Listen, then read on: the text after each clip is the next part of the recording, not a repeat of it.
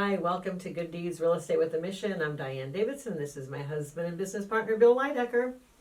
Hello. And today we're going to talk about something that's extremely fascinating. It's a 1031 exchange.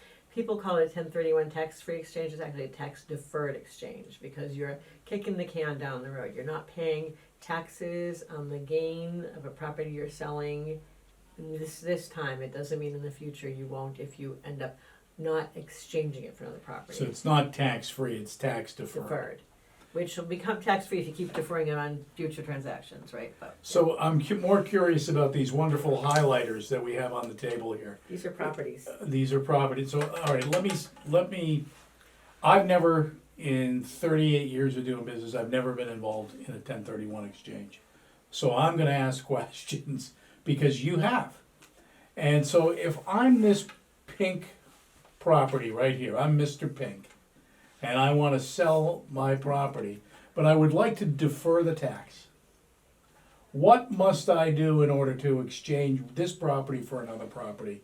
And let's say Orange is the buyer. They want to buy Mr. Pink's property. They want to buy my property. What do I need to do to figure out how to defer the tax and exchange the pink property for, let's say, the yellow property? Tell me how to go about that. So basically, it started out, oh God, many, many decades ago, where I think that was in Oregon. Starker was the last name of the person who said to the IRS, "I don't want to pay tax. I'm not going to. I'm selling. I'm going to exchange. I'm going to exchange it for another property. I shouldn't have to pay tax on my gains." And so the IRS tax code was changed at that point, but they kind of came up with the guidelines, which were that Mr. Starker had to identify what he was going to exchange into within 45 days of closing on his property that he's selling, and he had another 4.5 months to close on that property, so 6 months total. So the clock is definitely ticking once you sell the property. Way back when, that Mr. Pink would have identified a property that from Ms. Yellow owned, Yep. right, that Mr. Pink wanted to buy, Mhm. and the Orange family wanted to buy Pink. So the Orange family would actually take title to Ms. Yellow's property, and then Exchange. then these two would exchange, okay? And so so first of all, and when we say exchange, it's not like they're the same value. There was property, money, all of that, but. The problem with doing it that way is that for the millisecond that the person who didn't want to end up with the property that they owned intermittently, for the millisecond that they had title to that property, if a problem arose in the future, they had liability. So there's something now called a facilitator. Well, now for the last many decades, and facilitators kind of jump in and act as the go-between, and so they take the title and they take the liability for that millisecond, and they also guide sellers and buyers, mostly sellers are their clients. They buy the sellers who are trading into another property through the process, including setting up a bank account to keep the money segregated, so it's not in the so there's never ever a question in versus I that this was truly an exchange, and that it truly complied with the guidelines that they set forth when the 1031 first came into play. So if the properties were 100% equal, and we know that that's Unlikely. probably never the case, right? Then the tax would be deferred, and if there's an exchange of money and real estate, then the money part would be subject to tax. Is that? It's not about the exchange part. It's about what the person, Mr. Pink, who would like to exchange into a property. It's about what Mr. Pink paid for his property, and then there's depreciation, and this is where you get your accountant and tax attorney get involved. There's depreciation, so it's the basis that Mr. Pink is using. So the gain is based on the basis that he depreciated down to, and they have to to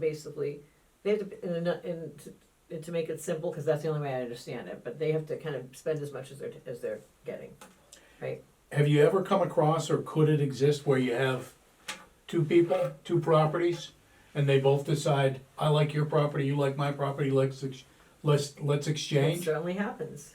Then the facilitator's out. Why then is it important for somebody to defer the tax? Why does it even exist? Why not just pay the tax? Or Why not just pay the tax? I don't know how to answer that question. I It's would better say, to why defer. pay the, why pay, can I say why pay the tax? Because oftentimes people want to change the kind of investment they have, or they want to, let's say they have a 2-family, and they want to buy a 6-family, Yep, and they want to sell the 2-family. yep, And so to trade into a 6-family makes perfect sense, because the 2-family, assuming there's appreciation, there's no taxation on the. Gotcha. There's no taxation as long as they comply with all of the. And there's also something called the reverse 1031, which is more complicated, and so I'm not going to get into it. That would be a good episode to have An accountant. and tax attorney, and yeah.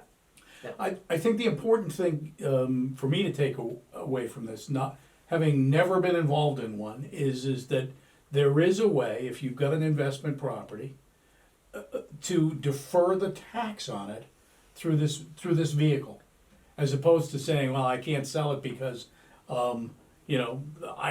I've depreciated it down to nothing, and everything I sell it for now is going to be subject to tax, and I don't want to pay all that tax. They can actually defer it to a later date. Well, they can defer it as long as they're buying something else. Correct. So here's a great example, a real life example. Someone has a 2-family they've been living in for a long time. They've claimed one unit that they live in as their primary residence, and Yep. they've claimed the other as an investment property, right? So it's called by the way a like kind exchange. So it doesn't mean you have to exchange for another 2-family. You could buy a bowling alley that you're renting out. You could buy a farm that, as long as it's an investment property.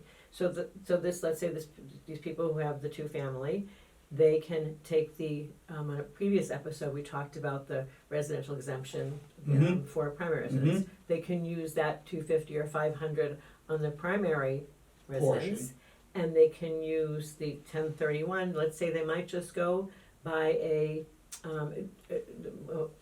let's say they want to buy, for instance, a place in Florida, a place locally. They're going to buy a place locally as their primary residence, and they're going to buy something in Florida and rent it out most of the year.